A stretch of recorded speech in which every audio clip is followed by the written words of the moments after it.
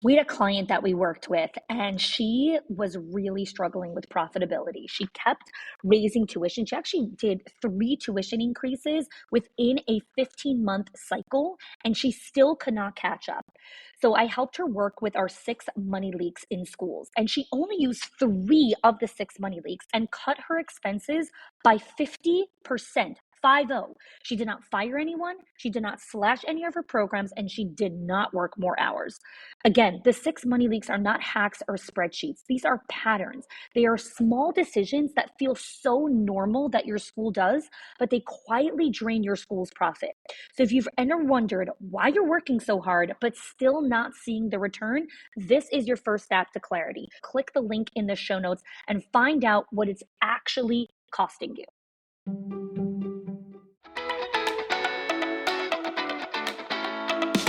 Welcome to the Schools of Excellence podcast. I'm Chani Wolshansky, your host, and this is my new exclusive series, Ordinary Moments Create Extraordinary Results. This is where I interview school leaders to share the real, the raw, and the messiness of what it takes to build and sustain a school of excellence. These stories highlight the transformation that's possible and an invitation to my upcoming event, the Summit of Excellence. As the world continues to be volatile, uncertain, and ambiguous, leaders continue to hunt for ways to build culture, hire and retain staff, and create profit and legacy within their center. The need to come together in person has never been greater. This event is for owners, directors, executives, high-level mentor teachers, VP of operations, and truly anyone that is on the leadership team and a stakeholder in the education of the children. This event is a co-creation experience that is highly focused on building your network and your skill set so you continue to learn how to lead within this climate and environment. We have a super high focus on experience and luxury, and we're excited for you to get to connect with other like-minded leaders.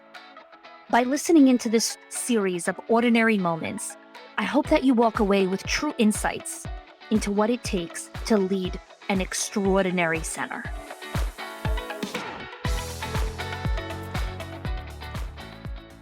If you struggle with letting go, giving up control, and trusting the process, then this episode is for you.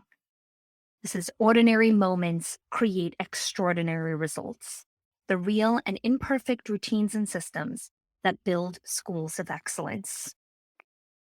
Today's episode is part of a 6-part series where I'm interviewing and having conversations with owners of childcare centers across the nation on how they are building their schools of excellence, and they're sharing their real and raw stories with all of you.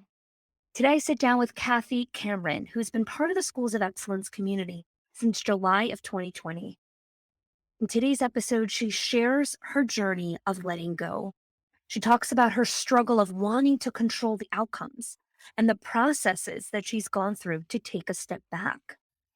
Kathy is honest and vulnerable about her real retention numbers and how bad it got. She talks about the highs and lows of owning a center and the raw and hard conversations that she does every week to build relationships and culture. We wrap up our conversation where she talks about the ordinary moments that she loves, what she's grateful for in her life, and truly what she's doing this all for in her bigger mission and vision. My conversation with Kathy really uncovers the journey that many owners go through in what it takes to relinquish control, to step into who you are and your greatness, and let your business take care of you. I hope you enjoy my conversation with Kathy Cameron. Hey, Kathy, welcome to Ordinary Moments Create Extraordinary Results. I'm excited to have you here because I know that your story is really different and unique, just like every single school leader story on the planet. And this series is really about bringing light to the real struggle and what really happens when we try to create extraordinary results. And it's also so much about learning to appreciate the ordinary moments. So many times we chase extraordinary and we forget that the ordinary moment is really been seeing that beautiful child smile, connecting in that conversation with the teacher. So thanks for joining me here today. Happy to have you. Thanks for having me. Yeah. So let's dive in to talk a little bit about some of the systems that you've put in place to sustain excellence. But before we dive into the systems, I really want to hear what is your definition of excellence now? Kind of different from what it was when we first started working together. So for me, excellence is getting better each and every day. Not always each and every moment, because sometimes we slip, but to make tomorrow better than yesterday, to do better, you know, tomorrow. When we first met, I remember we were in conversation in Facebook Messenger. And one of the first things you had told me is your definition of success was really about growth and expansion and accumulation and getting bigger and bigger. And as we started to work together, your definition of success really changed. And I'd love for you to share why your definition of success has evolved. For me, definition of success is having a program that not only that I'm proud of, but that my teachers, my admin, my parents, and my children are proud of. Why does it no longer mean more locations? And more locations isn't wrong. For those of you that are listening to this that are on the path of growth and expansion and acquisition, that's not wrong. I think what's really important to recognize is the self awareness of what's right for you. And why was that right for you, Kathy? Before, I thought that to be a successful owner meant that you had multiple locations, and that's what that meant to be successful. But I found through being in my business every single day to help through the world of COVID at that time, I found that really what fuels my fire is being with the families, being with the teachers, and building those relationships. And I just found that for me, I can't have that close relationship, that close bond with them if I have 4 and 5 locations. So for me, it just meant that I needed, one location that I could really have those bonds and those relationships with. I love that. When we look at success, again, because there's so many different ways to look at it, right? And you just explained your definition, and different people have theirs. But I think what we struggle with zeroing in on is how do we really attain that level of success? How do we really get there and stay there, but then consistently be in the pursuit of something that's bigger and greater than ourselves? You see, when success is defined by a certain milestone of like, when I have this amount of locations or when I have X amount of money, then what happens when we get there? What's next? Right. And I think the ordinary moments when we can embrace those and we can embrace what failure really means and why that's such a pivotal part of the journey, we start to become a lot happier. We start to become more confident. We start to trust our decision making more and we start to fall in love with the process. So, one of the first things we teach in schools of excellence is the gratitude matrix. And I know this has been a system and a process that you've really embraced in your company. And would love for you to share just how it works for you and some of the stories around why that is such an important system for your organization. It's terrible that there's so much shame behind this because we Yeah. don't know what we don't know. And I mean, I'm talking like we have 14 employees and I'm printing out 50 W-2s. Okay. I mean, let's be real. Wow. It was ugly. It Okay. was really, really ugly. And we kept trying to make it work, but it just wasn't working. We'd have somebody Let's come talk in for a and then second they on would. that. I really want to unpack this here because again, this is the real and the raw and the imperfect. So 14 employees, 50 W-2s. Could we dig deeper? Can you come with me? I'm gonna hold you. We're gonna do this together. What does that mean? What does that look like as an owner? Talk to me about that. It looks like failure. Mm, It looks like failure. It's hard. It's so hard because you get them in and you get excited about them and I'm one that I like to coach them and and I felt like I was failing day after day. but I had this dream that, this is going to be a great program. I just don't know how to make it work. And then, they go to lunch and they don't come back. or they, or, or, or you're expecting them to walk through the door at 8:30 and then they don't come. And so then there's this defeat. Yeah. Uh, okay, what now? And I think the hardest thing was looking at myself and saying, what part of this do I own? You know, that's the big ugly of it, but it's really where it starts to turn around is when you really start to look within and see what part of this do I own? What do I need to fix about me and the way I'm running this program? And Mhm. then going from there. And that's for me, that's when the gratitude matrix came into play. So let's unpack what gratitude looks like in your company because again, I think, anyone that follows schools of excellence for any period of time knows how much I talk about this. And yet when we start to really talk with owners, they're like, but I do this, but I do this, and then it still doesn't work. So I want you to explain the messiness around what gratitude looks like in your organization and how that's really shifted your retention. Let's talk about what your W-2s look like now. But first tell us a little bit about your gratitude and then we'll dig into that. We first did a love language in the workplace for all of ours and found that some of the things that we were doing, they don't like. Mhm. They don't like public shout outs through the walkie talkie. They get embarrassed. And that was a real eye opener Mhm. because I thought that that would be something that would, make them proud, and that kind of thing. And it actually was backfiring for us. Mhm. So after we did that, we found that the majority of our teachers really like a quiet note in their cubby or just a quiet one-on-one conversation about what we're thankful for, what they're doing in the classroom. That a little boy had a huge messy diaper and they took the time to completely wash him up from Mhm. top to Yeah. bottom. And the Oh, time that that takes, that takes a lot of time, and really acknowledging that that's what they do. So just taking that time out and having that small conversation has really made a huge difference. Plus, we write little notes and put them in their cubby. We do a favorites thing when they first start, and so getting their favorite piece of candy and putting it in their locker, and so things of that nature. Yeah, and again, it sounds so simple, and yet I find that in this pursuit of like, well, we have to do this and we have to hire and this has to happen and this needs to happen. Many times this falls to the wayside. We're like, Mhm. I don't have time for this. Why have you put it at such a high values that where no matter what's going on in the center, because let's face it, everyone goes through seasons of crisis. Kathy also has the beauty and the ugly here. Why don't you let go of this? Because I've seen the difference. Okay. I've seen the difference that it makes.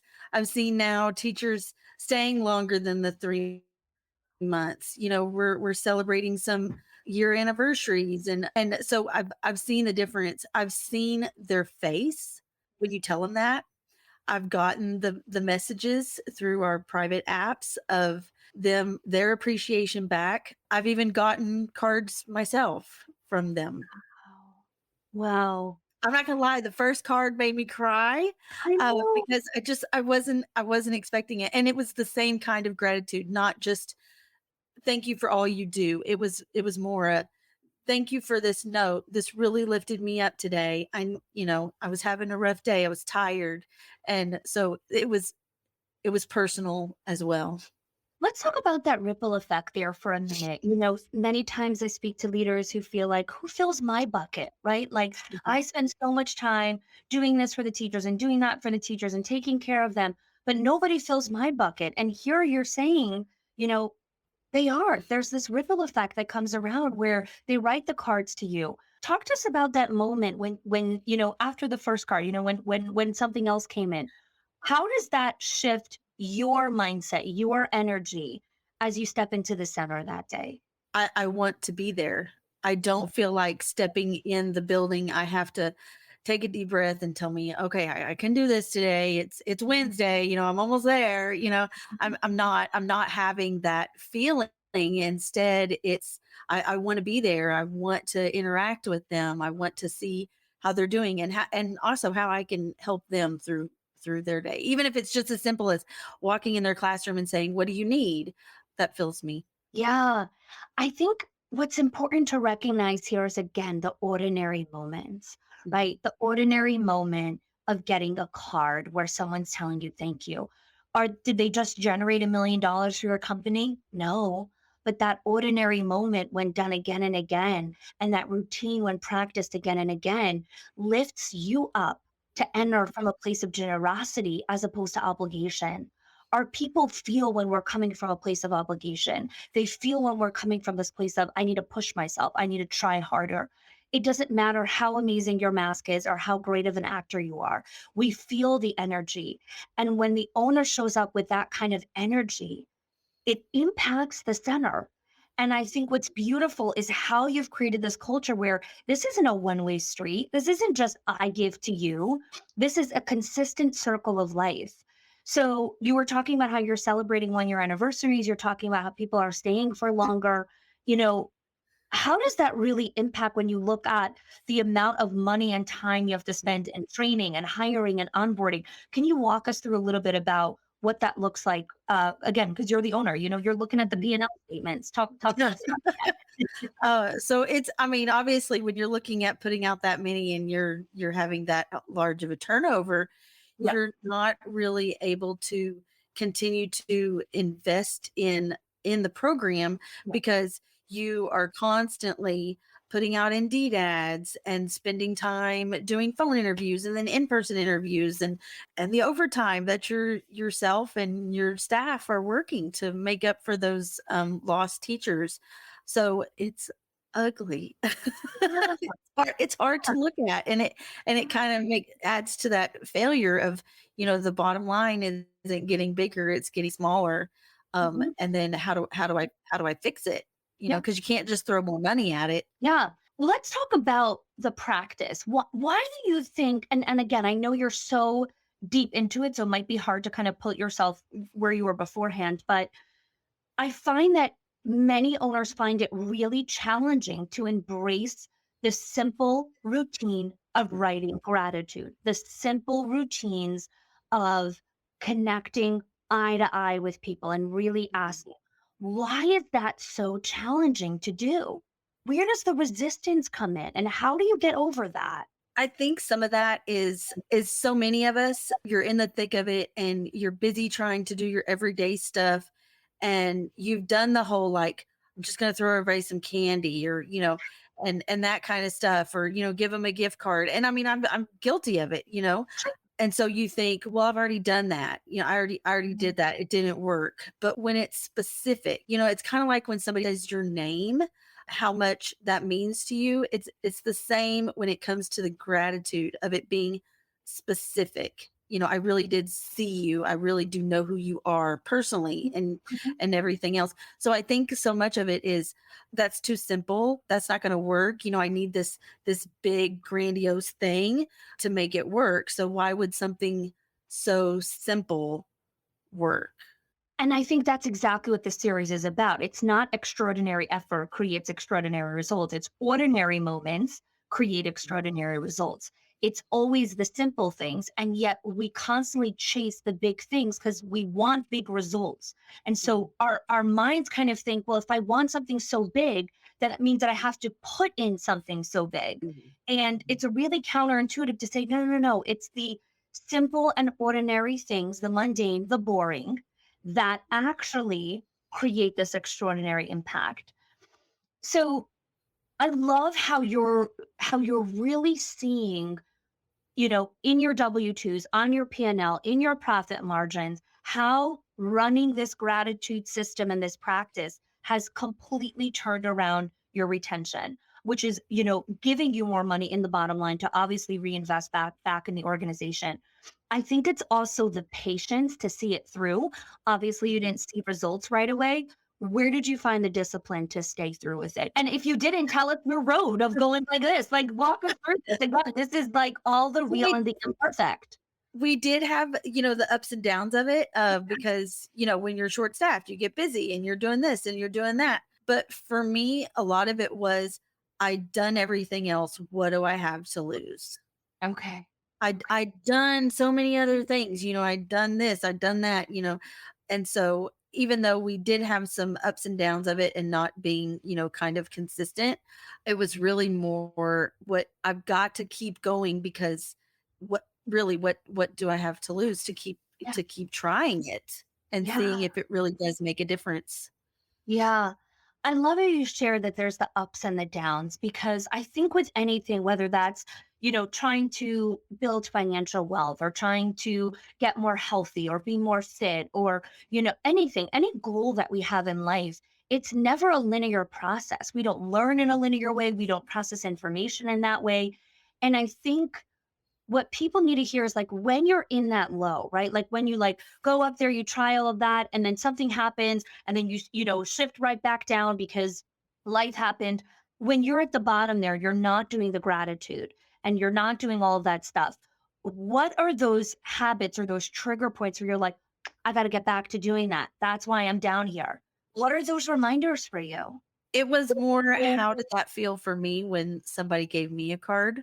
Mm, And when they're working with additional children because you're having to combine classrooms and they're having to have somebody come in and train them and and all that and then they leave again and how did that feel for me to get that card? It takes less than 5 minutes to do it to really make somebody's day, or I mean, let's get real, sometimes it makes their week. yes. Yes. Right? I think that's the beauty of the ordinary moments where we have to remember that everyone's fighting their own battle. Everyone has their own struggles. Everyone's going through something, whether that's mentally, emotionally, spiritually, like everyone's going through something. Everyone's always carrying something. And any time that you are the person that can lift someone up, what what a gift. Like just that and alone, like I always say, like the act of giving is the reward. Like just the ability to be able to do that is the reward in itself. Are you looking for an in person event to come together with other school leaders in person after the crazy few years that this has been? It's time to get together. And so I want to share with you information about the Summit of Excellence in Florida. At the Live Summit of Excellence, we're going to be addressing issues of conflict, emotional intelligence, resilience, discernment, creating boundaries, regulating the emotions of our staff, and the challenges of interpersonal relationships and work. I say this all the time. What breaks businesses is not operations, financials, or systems. What breaks businesses is people. Every interaction with staff, children, and families has the opportunity to create connection and reframe negative feelings around conflict or drive a bigger wedge between everyone involved. You see, conflict is a big part of any healthy relationship. When two people come together every day, every week, every month, there are going to be moments of conflict. It's part of being human. And you're not going to always have the same perspective as the other person. And so it's really imperative to learn the skills necessary to make conflict constructive, collaborative, and an opportunity for connection. So this year, we are making this part of our hallmark and theme for this year's event because at the crux of your center, this is what's going to bring your school to that next level. When you and your team have the right skills and practice them regularly, consistently, everyone's able to contribute to a culture where conflict is accepted, managed, and used as a catalyst for growth, as well as a springboard for a culture of contribution. You see, staff need to understand how to build personal ownership and have scripts and tools to advocate for themselves.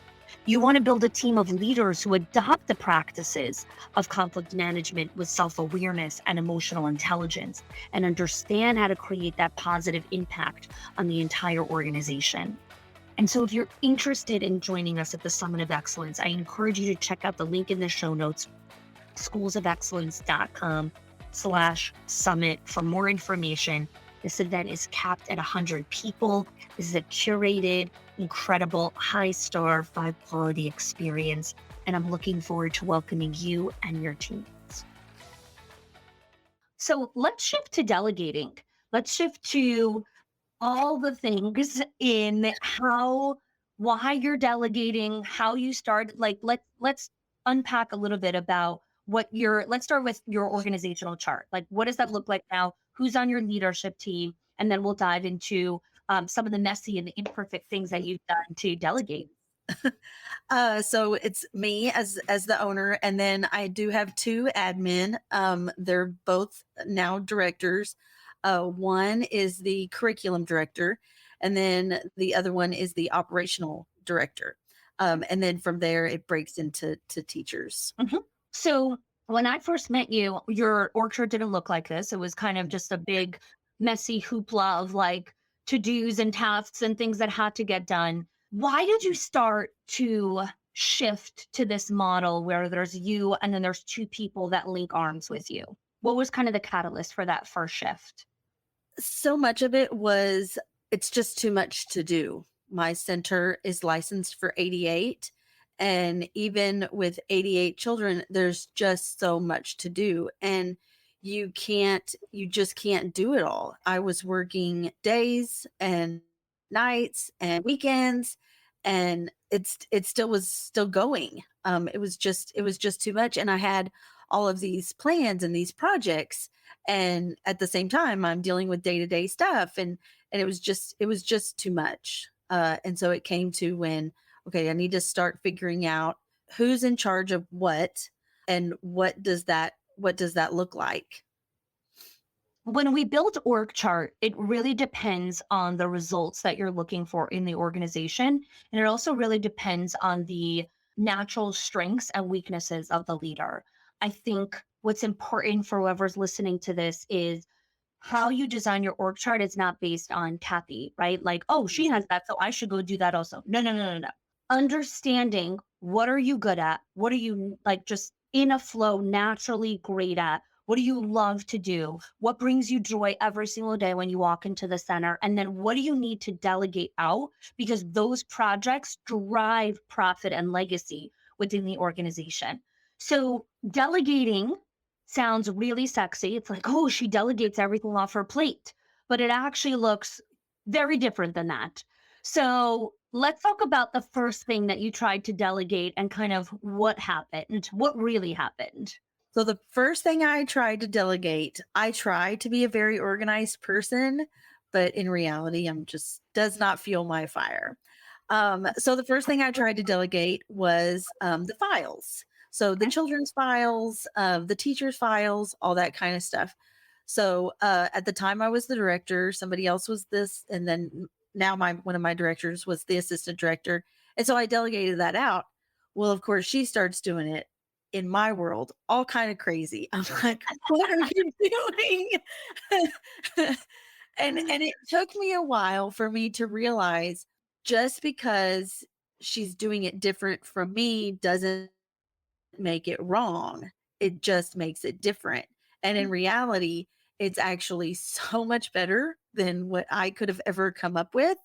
She's phenomenal at organization. And so, actually, when our licensing rep came in, she was just oohing and awing over the files and how great they were. And they were the most organized that she's ever seen. And that was not me. That was her. And so that was really a big eye opener to me that just because it's different doesn't make it wrong. It just makes it different. So I always find that that's kind of phase one, right? Where we're like, okay, I'm a graded organization. I got a little squirrely brain. I like all these different ideas. So I'm going to delegate anything that has to do with organization, right? And it could be that you're listening, you're the owner, you're like, no, no, no, that stays at my plate. Like I'm the organization queen. So those are things that are sometimes very straightforward to delegate because after we realize we can let it go, we're like, okay, you know what? She actually does it better. It's good. I don't want that on my plate. Let's talk about the stuff that we delegate, but then we slowly take it back because we're like, no, no, no, I need this still. Talk to me about that. But completely guilty of that. My actually, I think it was last week, my 2 directors, we were having our weekly meeting, and they're looking at each other all weird, and I'm going, "What? What are y'all what's the deal?" And I said, "Just say it." And so they said, "Okay, we need to have a difficult conversation with you." I'm like, "Okay." And I was guilty of that. I had put them in charge of the fun days, the fun things that we were going to do, and crazy sock day and all that kind of stuff. Well, I was at home and just got this little whim that, oh, I want to put out a survey. Well, in doing that and in doing putting out that survey, I had delegated to them and then I had taken it all back. And it really bothered them. And I appreciated the fact that they had that conversation with me. And I asked them, I said, what really bothers you about that? And they said, well, I feel like you didn't trust us to do it. Mm. And that hurt my heart because I completely trust them. I wouldn't have them on such a high part of the business if I didn't completely trust them. And so, I obviously looked right at both of them and said, I'm so sorry. I never meant to make you feel that way. I do completely trust you. I just kind of squirrel brained it and threw it out there and I just wasn't thinking. So I'm completely guilty of delegating and then bringing it back when something comes to my mind. And in reality, what I should do is communicate with them, see if they need my help, and if they don't need my help, then back off and let them do their job. There's so many things here that I want to unpack. Okay. So let's get started with the first piece, the courage to have difficult conversations. Yeah. Your directors weren't born that way. I know your directors, they didn't come into the business that way. That is not an inborn skill. That is a culture and standard that you've created in the organization. The courage to have difficult conversations, and not just the courage to have difficult conversations with someone who works under you, like the staff or whatever it is. They had to level up. They had to manage up and say, we need to have a difficult conversation with the owner who actually gives us our paycheck. Like, we need to have a conversation with her. What are some of the disciplines or some of the systems, or maybe it's a specific habit? How have you slowly embedded this culture of the permission and the courage to have difficult conversations? Because what they did was a pivotal moment in the long term profitability and sustainability of this organization. Specifically, one of them would rather crawl under the table than to have a difficult conversation, even with a teacher. I mean, she does not want to have a difficult conversation. And I can't say that I blame her because when I first started, I was the exact same way. And so a lot of it with her was just pushing that, no, you got to have this conversation because by not having the conversation, you're actually telling that person that it's an appropriate behavior. You've got to have the conversation. It doesn't have to be ugly. It can be an extremely respectful conversation, but it Mhm. still has to be said. And so pushing her out of her comfort zone and having those conversations with her teachers, I'm also very open with my teachers as well as my directors about, we have to be honest with each other. These times, we're all up in each other's business and so for instance my director and I, one of them, we share an office, and so we're gonna sometimes step on each other's toes and I need you to tell me. And she's actually only had two difficult conversations with me, but I think she was glad that, for instance, the first one went well. There wasn't backlash to it. We talked Mhm. it out and then it was over. And so that's a big thing with me is when we talk it over, then it's over. We can't keep bringing all this ugly up. It's just you've had the conversation. We're going to talk it through until it's done, and then it's over. So I think that first small one was kind of the step to having that bigger conversation about the delegating and what that felt like on their end. I think, and I'm gonna share this, and you might not even recognize this piece here, but I want all the listeners to hear this. When someone has the courage to have a difficult conversation, specifically one when it comes to delegating, right, where they shared with you, hey, you took this away from us, and when you do that, it shows me that you don't trust us. What she's saying underneath it is, I care about this organization. I'm loyal to this company. I really want to contribute. And when you do this, you rob me of the opportunity to bring my best strengths forward. And so, what she's really showing you is her commitment, her loyalty through having that difficult conversation. And I see this all the time whenever I do walk in talks and all this stuff. And I always say, what is the meta skill for leadership? The ability to have difficult conversations. The more that you have them, the deeper your relationship will be with your team. Because what happened here is you messed up, because we all do. I mess up every single day, right? Welcome to the club. But what we want is we want people to have the courage to tell us, hey, you messed up. You told me you wanted to do this, but you messed up, right? Just because I'm the leader, it doesn't mean I'm going to not mess up. Just because I tell someone, hey, I want to delegate this to you, it doesn't mean I'm going to say, oh, by the way, can I just double check that? Like, I want the team to come back and say, you're micromanaging, back off. I got this, right? I want my people to have the courage to say that. So I love this. It's such a great example of the messiness of delegation. Like you delegated it, you took it back, but your people stepped up for you. They had your back. They're like, not letting Kathy go down this rabbit hole again, right? And it's going to happen again. And you know Oh that. yeah. And you're going to Yeah. have the courage to have the conversation again, right? Like that's what I want people to recognize here. Just because they had the conversation with her and Kathy's like, I'm so sorry. And that doesn't mean Kathy's not going to do it again. It's going to happen in a different way, hopefully a little bit less or whatever it is, but that doesn't mean it doesn't happen again. And I think that's what's important to recognize when it comes to this stuff is it takes a long time to really develop those new practices and routines. And while we're doing it, this series is about the messiness. It's about the middle of the journey, which is so much of our life, right? Mhm. What happens in the messiness? So tell me something else that you've delegated that has really contributed just to your quality of life, right? Because you have a life beyond your school. You live in Texas. I know you like to go horseback riding. I know you're love to do barbecuing and just good old Southern stuff. So tell me how delegating has made your life better and richer. So one thing for me is my kids are my world. We do farm animals. We do just a little bit of everything. I guess it's kind of your typical Texas. The only thing is we just want more land, but we're enjoying our neighbor's land for now. Yeah. um, so the joy of delegating for me is that I get to spend that time with my family. Mhm. When I wasn't delegating, I may have been home, but I wasn't really home. I was Right. in the home office doing my thing, or my mind was still running about the business and I wasn't truly present. And we all know that kids can see right through you. So they knew I wasn't present.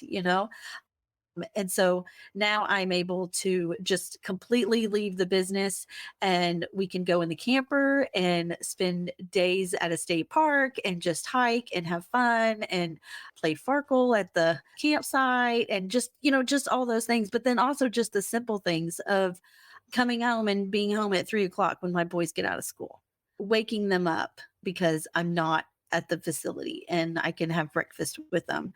So a lot of it for me is just the simple everyday stuff that I can now Ordinary do with moments. my family.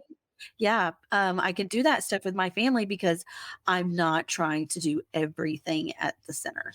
Let's unpack these ordinary moments here for a minute. You know, Brene Brown, I'm a huge fan of her work. She has great content. Um, one of the videos that she shared, this must be like 10 years old, where she talks about how we chase the extraordinary, right? We want an extraordinary life. We want a life of impact and legacy and meaning. And then when crisis hits or when there's some sort of challenge or whatever it is, what do we want? Give me those ordinary moments. Let me be home at 3 o'clock to greet my boys. Let me wake them up and have some jam and toast, and watch the sunrise with them. All we want is those ordinary moments. So, walk us through your heart a little bit about when you're waking your voice up and having breakfast. What do those ordinary moments mean to you when your mind isn't racing about what's happening to the center? Like, why is that so important to you? Why do you want those ordinary moments? With my daughter, she's 18 now and in college. Thankfully, she's at home in college, so Oh, it's still happening. wow. But I didn't do that with her. I Mm, didn't do that. There was a lot of the time that she and the boys were getting off the school bus and I still had another 2 or 3 more hours at the center and or I'd get home and then I'd still be working and I'd still be answering phone calls from my cell phone and all of that because I was still doing everything. And so I've seen what I've missed with her because I was trying to do it all. And so when I started to really see how much I was really missing, and it was a difficult conversation that my husband had with me. He's like, "You have got to turn it off. You have to turn it off. And I just kept saying, I can't turn it off. I'm the owner. I'm not supposed to turn it off. I can't turn it off until we have a holiday. There's no turning it off. Yeah. And I found that he was wrong. You can delegate it out. You can have someone else that you trust that can do that stuff so that when you're home, you can really be home and present. And so I'm thankful for his many difficult conversations that I did not listen to, but it was kind of like all of a sudden it just started to click. Yeah. So tell us a little bit about your experience when you came to the small mastermind event that we had here in Florida. I know you haven't been to any of our kind of bigger events, but you came to this one. How is coming together with other school leaders like your people, sit in the room for 2 days, content, strategy, conversation? What were some of the impacts? Because we're going on a year right now almost. It's been a year, which is so crazy because I still feel like, oh, so just a few months ago. How has that positively impacted your organization, your company, the school? I am a very shy person when you first get to meet me. And so my friend at the time was a part of the group, and I had met her from previous owners, and she couldn't come. And so I was like, "Oh no, I'm just not gonna come. I'm just not gonna come." And and and I thought, "No, no, no. I really need this. I need to go." And I knew one other lady that was gonna be there, but I kind of just knew her. I wouldn't say she was somebody that we talked a lot or anything like that. So I went and I kind of put on my big girl panties and went, and I ended up becoming kind of best friends with one of the ladies that's there, and we talk all the time now. And she just really becomes somebody that I lean on. I like to hope that she leans on me, and just being around other people that are in the thick of it too. They've done the delegating and taking it back and delegating and taking it, and they've also done, the 12-hour days, and then the joy of the 4-hour days. And so it's just great to be able to talk with them. I'm a crier, so I cried multiple times just because you're around people that they've been there, done that, and they're still doing it. And so you can get ideas from them, you can get support from them, and it's a community that you just can't really explain it until you're really there and you're a part of it. And once you're a part of it, you just don't want to miss it anymore. You want to make sure that you're always there for all of those opportunities because they change the business because they also help fuel you. Yeah. Yeah. I just got chills again, and I always when we talk about events and things like that. But what I think is so interesting for what you shared here is everything that you loved about the event was about the people, right? The relationships, the new friendships that were formed, and how it's deepened your life. And I always say it's like that ordinary moment when you're sitting on the steps and drinking that cup of coffee together, orange juice in a hand, or whatever it is, like that is what forges that connection. And when we don't feel alone and when we know we have community to lean on, that's where the impact is. And like you were saying, you can't explain it until you kind of been there. But I love that what you're saying is you didn't talk anything about like the content or the speakers or whatever it is. Like those are all like second, those are bonuses. Like, okay, that'd be nice. But what you're really looking for is the relationships, is those moments of connection and deepening that. And so when you think of community, before you had community and your kind of friendships that you have right now that you lean on, why do you think you and then some other people avoid coming, right? Like you were afraid to come, right? Your friend who was supposed to come, like it was a lot of complications and COVID stuff and she wasn't able to make it. Why were you telling yourself the story of, oh, I can't go. I can't go. Some of that's because I'm shy. Once you get to know me, I'm not shy at all. Okay. Yeah. But She couldn't stop talking. but so much of it is, well, I don't know anybody there, or, there's so much to still do at the center. I can't get away. And, even if it's just a few days, you can get away. You can't do it. And really it's for the better of your teachers and the business and yourself to get away, because obviously not only is the companionship fabulous, but you are gaining new knowledge and you can take that knowledge. And one thing you're really great about, honey, is you're not just gaining the knowledge, but then how am I going to implement it? And so you're able to take that stuff and take it back to your program and better the program. But it's just changing the mindset that it is important and you need to go. So talk to all the shy people who are hiding in the back, who are afraid, who feel like I'm not worthy enough to be in that room, or everyone who's in that room is smarter than me, or better than me, or more ahead of me, or all the things more than me. What do you want to tell that person? So I don't know that you know this story, honey, but when I first started at my facility, I was the pre-K teacher. And I I literally would not order a pizza because I thought I sounded stupid on the phone. I just didn't branching out was just not something I did. Unless I knew you, I wasn't going to talk to you. And then now here I am, a business owner talking on a podcast, all of those things. But it's because I forced myself to step out of that comfort zone. I forced myself to allow myself to grow. And that's what it comes down to is I put that importance there on what that means to grow. And it's extremely important to not only grow your business but grow yourself because your business can't grow unless you grow. And for me, that meant stepping out and doing that uncomfortable situation, whatever that happens to be, and doing it. And then with each time I did it, I got better and better and more confident doing it. But it's those little steps, that first little step that you do, making the phone call for the pizza, or calling the parent that you're uncomfortable calling, and then the next thing you're going to a conference where you don't know anybody, and you're opening a new opportunity for yourself to really grow and meet new people. I love that. I love that you took a bet on yourself, which is ultimately what you're sharing, right? Like you believe that you deserve to bet on yourself and that taking that bet is going to pay off because you're going to do the work. Kathy, any, not so much tips or tricks, but what is an ordinary moment that you embrace in your center every day that can maybe inspire someone who's sitting here and listening?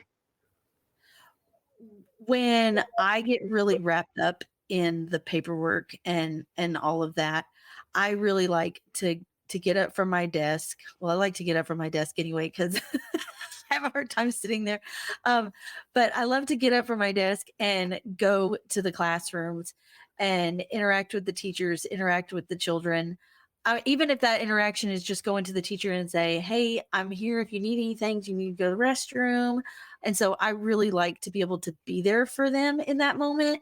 Or if it's a crazy time and they're trying to get lunch passed out, I like to go in and help pour the milk.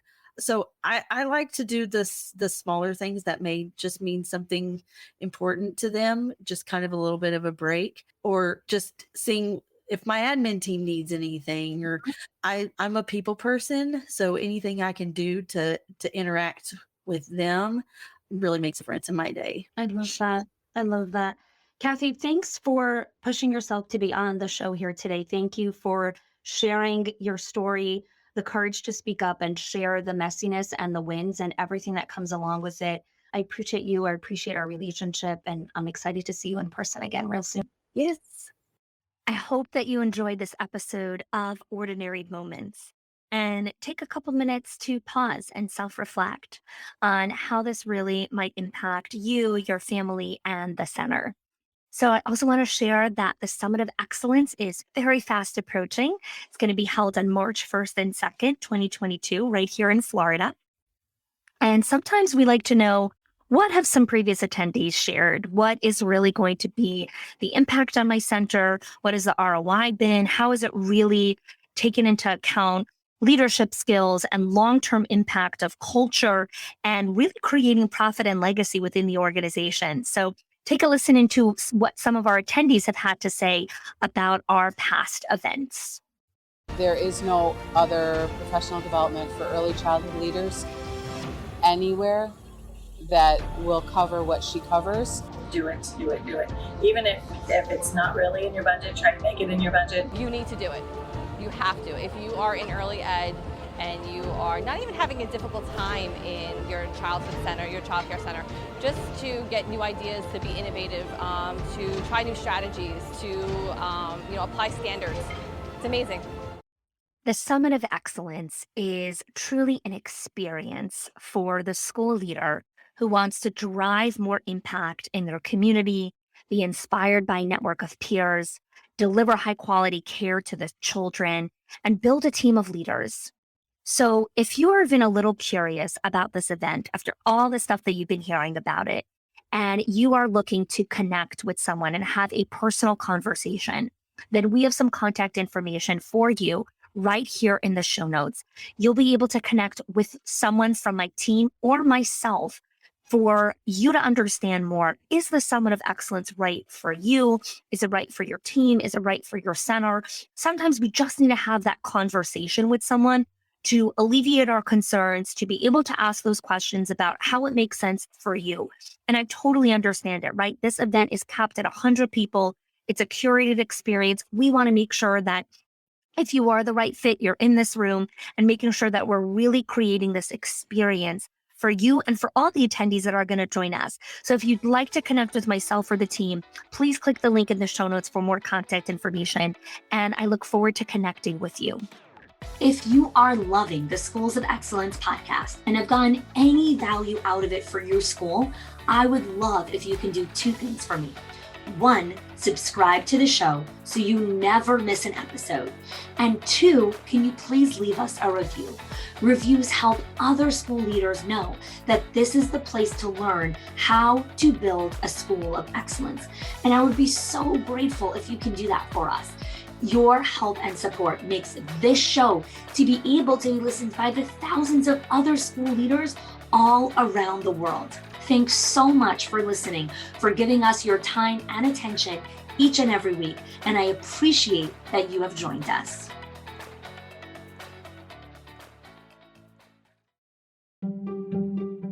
If your accountant has ever told you to cut back on professional development or slash your teacher appreciation budget or your staff development budget just so you could stay afloat, or has told you, hey, you probably can't go invest in that program, please listen.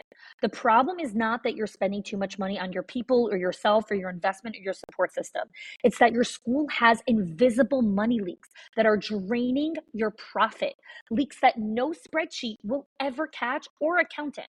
So I created the 6 money leaks of schools that show you the 6 core areas that schools lose money every single month without realizing it.